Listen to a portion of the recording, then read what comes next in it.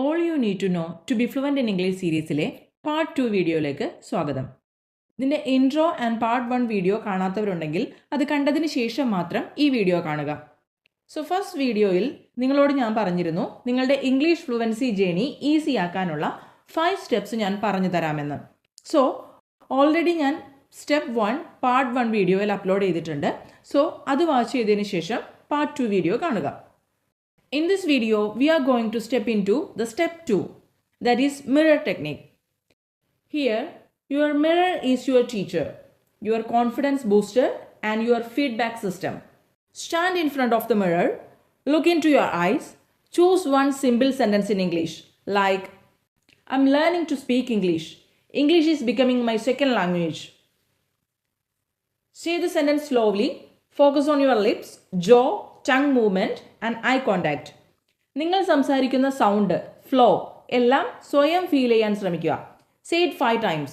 ഓരോ സമയവും കുറച്ചുകൂടെ ഫാസ്റ്റായി പറയാൻ ശ്രമിക്കുക. ഓരോ ദിവസവും നിങ്ങൾ സ്പീക്കിംഗ് പ്രാക്ടീസ് ചെയ്യാൻ തുടങ്ങുന്നതിന് മുൻപ് ഞാൻ പാർട്ട് 1 വീഡിയോയിൽ നിങ്ങൾക്ക് പറഞ്ഞു തന്നിട്ടുള്ള എക്സസൈസ് ചെയ്യാൻ നിങ്ങൾ ശ്രമിക്കാം. അതിനുശേഷം നിങ്ങളുടെ ഇംഗ്ലീഷ് സ്പീക്കിംഗ് നിങ്ങൾ സ്റ്റാർട്ട് ചെയ്യാം. അതിലൂടെ നിങ്ങൾക്ക് മൗത്ത് ഫാസ്റ്റായി മൂവ് ചെയ്യാനായിട്ട് സാധിക്കും. ഈ മിറർ ടെക്നിക്ക് എങ്ങനെയാണ് വർക്ക് ചെയ്യുന്നത് നോക്കാം. സംസാരിക്കുമ്പോൾ നിങ്ങളുടെ ലുക്ക്, നിങ്ങളുടെ സൗണ്ട് എങ്ങനെയാണ് എന്നതിനെപ്പറ്റി നിങ്ങളിൽ തന്നെ ഒരു അവയർനെസ് ഉണ്ടാക്കാനായിട്ട് ഇത് ഹെൽപ്പ് ചെയ്യും. മറ്റുള്ളവർ നിങ്ങളെ ജഡ്ജ് ചെയ്യുമെന്നുള്ള ഭയം മാറ്റിയെടുക്കാനും ഈ ടെക്നിക്ക് നിങ്ങളെ ഹെൽപ്പ് ചെയ്യും. സ്പീക്കിങ്ങിൽ പ്രസൻസും ക്ലാരിറ്റിയും ബിൽഡ് ചെയ്യാൻ ഈ ടെക്നിക്ക് നിങ്ങളെ ഹെൽപ്പ് ചെയ്യും. നിങ്ങളുടെ വോയിസ് കൺട്രോൾ ചെയ്യാനുള്ള പവർ നിങ്ങൾക്ക് ഉണ്ടാക്കിയെടുക്കാൻ ഈ ടെക്നിക്കിലൂടെ നിങ്ങൾക്ക് സാധിക്കും. It may feel awkward at first, but after 3-4 days, you will start feeling natural. And after 10 days, you will be powerful. Remember, നിങ്ങളെ തന്നെ ഫേസ് ചെയ്യാൻ റെഡി അല്ലെങ്കിൽ നിങ്ങൾക്ക് സ്പീക്കിംഗ് കോൺഫിഡൻസ് ബിൽഡ് ചെയ്യാൻ സാധിക്കില്ല.